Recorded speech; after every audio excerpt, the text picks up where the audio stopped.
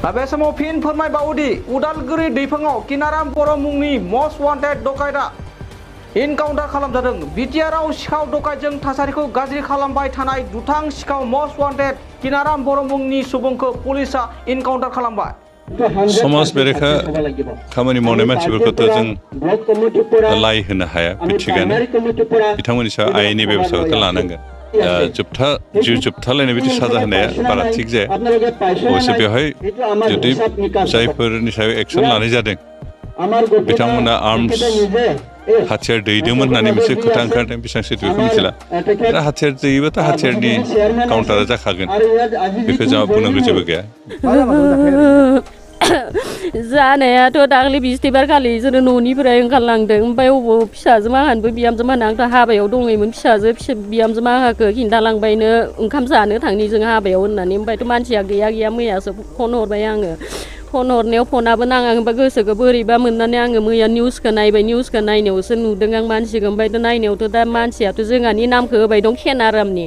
ओमफ्राय बेखौ बोरै बुथारनो मोनखो ओमफ्राय इया बोरै खारखुमानो मोनखो बोरै मानसिखौ सिनायदोंना सिनायाखैसोलाय खेनारामनि फट'खौ माबायदि बे मानसिया माबायदि आरो बे मानसिखौ लांनानै मानो फबना दोनहैनांगौ बिसोरो न'खरनि मानसिया। आंनो नांगौ माबा दा आंनो प्रुफबो नांगौ आरो मानि थाखाय लांनानै दोनो बिदि खालामखो बिसोर मानसिखौ फबैनांगौ मानो मानांगौ थानानिफ्राय मानो हरनांगौ इदि मानसिखौ सिनायदोंना सिनायाखै सोर असिमोन इयो सिनायनायना सिनायो इयो मानसिनि महरखौ थैनाय मानसिया माबायदि खेनानि महरा माबायदि नुदोंना नुवाखै इयो माबोरै लांनानै हरदि हलाव लांनानै थानानिफ्राय लांनानै मानसिखौ फबैनो मोननांगौ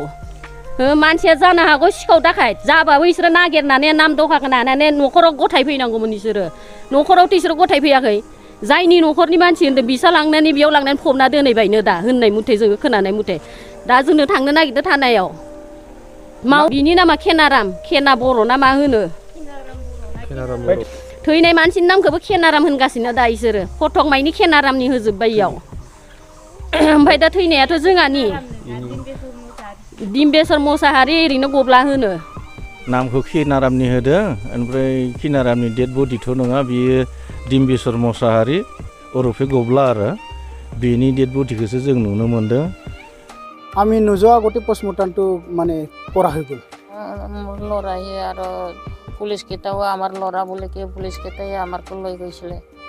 তো সিহঁতে লৈ গৈছে ওদালগুৰিলৈ পেলাই আমাৰকো মৰা মানুহটো আমাৰকো আনি দিছিলে সঞ্জয় দিছিলে সিহঁতে নিজে নিজে আনি দিছিলে আমাৰ ঘৰত আপোনালোকে হস্পিটেলত চাব গৈছিলে সিহঁতে মাত্ৰ চেন ল'বৰ কাৰণেহে লৈছে আমাৰকো দেখুওৱা নাই মেৰাই থোৱা থৈছিলে চব ফিটিং কৰি থোৱা আছে আপোনাৰ বোৱাৰীক দেখাইছিল নেকি আমাৰ বোৱাৰীটো আগত দেখিছে বোলে বোৱাৰী আহিছিল নে নাই ঘৰত ই ফুটি পোৱা পিছতেহে আহি পাইছিল ফুটি থৈছিলে কেনাৰ লগত মিলি আপোনালোকে ঘৰত আহোঁতে চোৱা নাছিলে খোলা নাছিলে মাত্ৰ মুখখিনিহে অলপ খুলিখিনি চাইছিলে কন্দাইছে না মুখখনত আপোনাৰ ল'ৰাটোৰ মোৰ ল'ৰাইহে নিচিনা দেখিছিলে চব মাথা চাথা কাণ চান এইখিনিতেহে চাইছিলে আমি ইয়াতে চব ফিটিং কৰি দিয়া আছিলে এইখিনি আন্ধাৰ একদম লাইন চাইন নাই চব পুলিচ কেইটাও আহি কিনি এইখিনিহে ৰাখি থৈ গৈছিল বোৱাৰীজন ইয়াত থাকে নে ক'ত থাকে সি নাথাকে সিহঁতে ওদালগুৰিহে থাকে কেনেকৈ খবৰ পাইছিল আপোনালোকে যে বোৱাৰী আৰু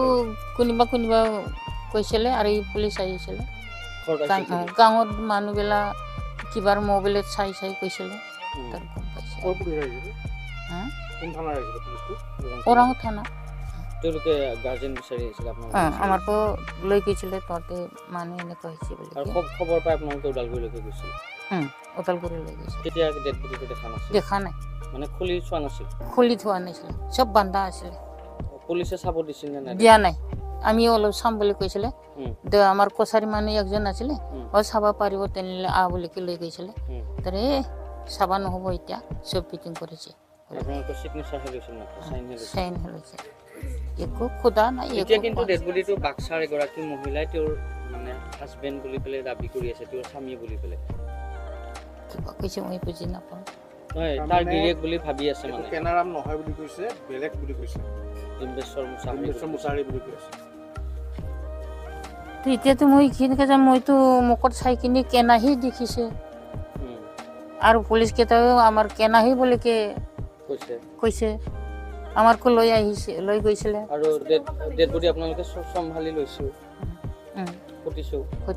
কেনা বুলি ফুটিছে কেনা বুলি গাঁৱত ইমান কন্দাইছে কেনেকা ৰাখি থাকিম আৰু ইমান মই একলাই কেনেকা ৰখি থাকিব ৰাতি ই চাবা মানুহ আহাবিলাকহে মই राति हलेयो तोते जालाय जाबि मा होनदों बेवहाय दा जोंना बाव निउसाव मा होनदों मस्ट वान्टेड डकाइट जेनेबा सिखावखौहाय केनाराम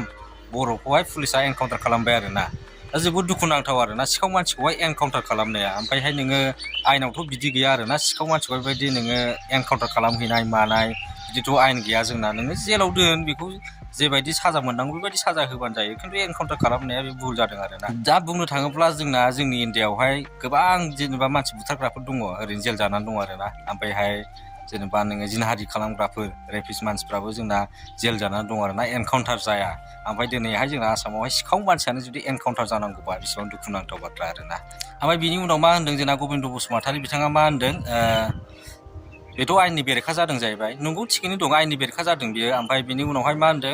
आर्मस लादोंमोन जाहैदों आर्मस लानायनि थाखाय बेखौ एनकाउन्टार खालामनाय जादों दा बेथ' कमनखा नंगौना नङा जेनेबा नोङो एनकाउन्टार खालामबाय जखन बिसोरथ' माबा मोनसे प्रुफ देखायनो थाखाय साजायनांगोन ना जेनेबा आर्मस लादोंबा माबा मोनसे होनखानांगोन बिस्रा बेथ' कमनखा बेबो मिथिखागौ बेखौ जाम्बा जाम्बियाबो मिथिखागौ नाथाय बर'खायसो बेबायदि खालामखाना माखो बुंनो हाला आरोना बिनि सिगांबो जोंहा जाखांबाय बन लायग्रा मानसिफोरखौनो एनकाउन्टार खालामनाय जेनेबा जोंसार मुसाहारि जनक कुमार ब्रह्ममोन बिथांमोनखौहाय जोंहा एनकाउन्टार खालामदों आरोना आरो बिनि थार बिजिरनायबो दिनैसिम मोनाखै आरो नैबे मा जागोन बेखौ मिथिला आरोना दा नोङो डेड बडिखौ नुनानैहाय जाय मानसिफ्रा बुंदों आरोना बे डेड बडिनि बिसिया बुंदों आरोना बेयो जेनेबा केनाराम बसुमतारी बा केनाराम बर'नि डेड बडि नङा डिम्बिस्वर मुसाहारिनिसो डेड बडि बेखौ बिनि बिसिया बुंदों आरोना डेड बडिनि बिसिया बेसेबां दुखुनांथाव जेनेबा नोङो गावनि बिसियाथ' बिदिथ' एथ'ग्राब नोङो सिनायि जानाय नङा गावनि फिसायखौहाय बेबायदि गाबै गाबै बुंनाय जानाय नङा आरो बेनि रायजो राजानि मानसिफ्राबो बे केनाराम बसुमतारी नङा केनाराम बर' नङा बेयो डिम्बिस्वर मुसाहारिसो होननानै बुंदों आरोना दा जोबोद दुखुनांथाव ओमफ्राय नोङो नैबे केनाराम बर' बा केनाराम बसुमतारीनि बिमाया बुंदों आरोना बिनि मानसिफ्रा बुंदों न' खाथि खालानि मानसिफ्रा बुंबाय जेनेबा बेनो केनारामानो थैदों जेनेबा डेड बडिया केनारामनिनो दा नों केनारामनि बिमाया होनबाय डेड बडिया गावनि फिसालानिनो ओमफ्राय ओरैहाय होनबाय बिसिया नुनानै बुंबाय बे केनारामनि नङा बेयो जोंनि डिम्बिस्वर मुसाहारिसो जेनेबा आंनि फिसायसो बेफोरबायदि आरोना दा मोननै जानानै दङ जेनेबा नोङो नैबे केनारामनि बिमायाबो डेड बडिखौबो नायनो मोनाखै जाहैदों पस्टमर्टम खालामहैनायावबो नायनो होआखै पुलिसफ्रा ओमफ्रायहाय नोङो लाबोनायावबो जेनेबा मोना जाबाय मोनानायाव लाइट गैया मा गैया खोमसि बेफोरबायदि मोनसे घटना जादों ओमफ्राय दा कनफार्म नङा आरोना आंनि फिसायानोमोन बेबायदि जादों आरो दा बयबो होनबाय जखन पुलिसफ्राबो होनबाय जखन बेबायदियावहाय गावनि फिसा बायदि जाहैबाय आरोना दा सोंथिया बेसो जाहैबाय जेनेबा नोङो पुलिसफ्रा जुदि केनाराम बसुमतारी बा केनाराम बर'खौ सिनायामोनब्ला माबोरै गावथारखो माबोरै एनकाउन्टार खालामखो डिम्बिस्वर मुसाहारिखौ माबोरै एनकाउन्टार खालामखो जेनेबा केनारामनि जायगायावहाय जोबोद दुखुनांथाव आरोना नाथाय नोङो बिनि बिसियाथ' बेबायदि एथ'ग्राब नोङो जाम्बिबो नङा एखेबारे सियानखा बिनि बिसिया जाय मानसिया गावथारजादों बिनि बिसियाथ' नोङो गोरों गोराखा आरो बियो मारै सिनाया जानो गावनि फिसायखौहाय जोबोद दुखुनांथाव आरोना बेबायदि एनकाउन्टार खालामनाया जोंनि बर'फोरखौहाय बेबायदिनो सिगांबो खालामबोबाय आरो दाबो खालामबाय आरो दा बेयो जुदि डिम्बिस्वर मुसाहारिनि डेड बडिबा बिनि फिननाय नामाखौथ' थार बिजिरनायखौथ' नांथारगोन आरो बेबायदि दुखुनांथाव फेक एनकाउन्टार खालामनाया जोंनि जायगायावहाय जोंनि बर'फोरखौ बेबायदि खालामगासिनो दं आरोना जोबोद दुखुनांथाव बाथ्रा आरो नोंथांमोना बे एनकाउन्टार खालामनायनि सायाव मा सानो अननानै कमेन्ट हरबानो जाबाय आरो दिनै भिडिअखौ बेयावनो फोजोबनोसै बाय